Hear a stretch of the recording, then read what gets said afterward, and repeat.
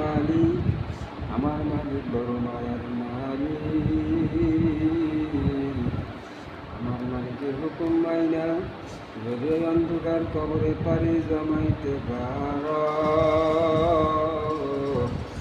আমার মালিক তোমাকে আমাকে কবুল কইলে নেবে, কথা ঠিক নেবে রে।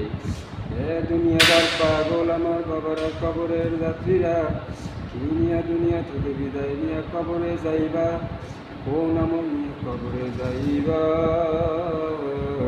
কারণ আমার মাওলা কিন্তু জানাইয়া দিস, ওয়ালা তামুতুন্না ইল্লা ওয়া আনতুম মুসলিমুন।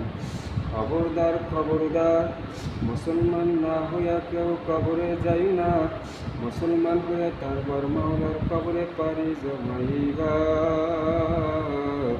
কারণ মুসলমান হইয়া মাওলার কবরে যদি পারি জমাইতে পারো, আর শুধুই লাভ, শুধুই লাভ, লাভ আরো লাভ। কারণ তুমি আলী রাদিয়াল্লাহু তাআলা আনহু, ওসমান গনি রাদিয়াল্লাহু তাআলা আনহু, তাদের ইতিহাস কইরা দেখো না, তারা আমার মাওলার দরবারে কেমন পাগল হয়েছিল।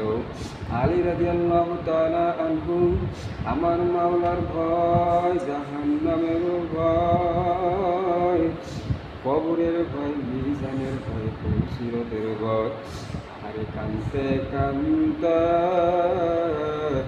ওই চক্ষু মুবারক অন্ধ করিয়া ফলাইছিল। এমন আমার মাওলাকে ভয় করার মতো করছিল। তাদের ইতিহাস একটু কইরা দেখো। আর বাজানবা হাদিসের ভিতরে আসছে একটা ঘটনা বাজার।